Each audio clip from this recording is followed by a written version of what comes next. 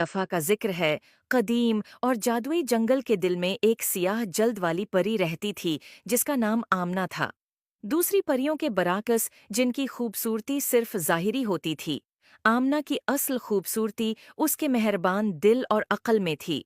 उसके पर रात के आसमान की तरह चमकते थे, जिन पर छोटे सितारे हर फड़फड़ाने पर चमकते थे। एक दिन आमना को जंगल में एक कदीम जादुई दरवाज़ा मिला, जो मोटी बीलों और पौधों के पर्दे के पीछे छिपा हुआ था। दरवाज़ा पेचीदा नक्श व नुगार और चमकती हुई तहरीरों से ढका हुआ था। दरवाजे के पास एल्दोर, जंगल का अक्लमंद नगहबान, खड़ा था। खुश आमदीद, आमना, एल्दोर ने मुस्कुराते हुए कहा। ये दरवाज़ा बहुत बड़ा जादू रखता है। ये सिर्फ इसी के लिए खुल सकता है जो सच्ची मेहरबानी और अक्ल रखता हो।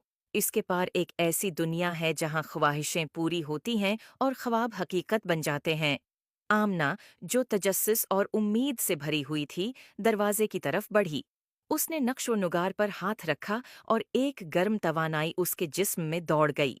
दरवाज़ा आहिस्ता आहिस्ता खुला। एक दुनिया ज़ाहिर हुई जो उसके सबसे बड़े ख्वाबों से भी बढ़कर थी। हवा में खुलते फूलों की मीठी खुशबू फैली हुई थी और आसमान हजारों गुरूब आफताब के रंगों से रंगा हुआ था। आमना जब दरवाजे के पार गई तो उसने अपने आप को एक खूबसूरत मैदान में पाया, जहां हर फूल एक मुख्तलिफ धन गाता था और हर दरख्त कदीम राजों की सरगोशी करता था।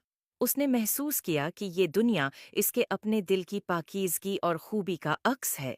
लेकिन आमना ने जल्द ही महसूस किया कि ये दुनिया मुकम्मल नहीं है।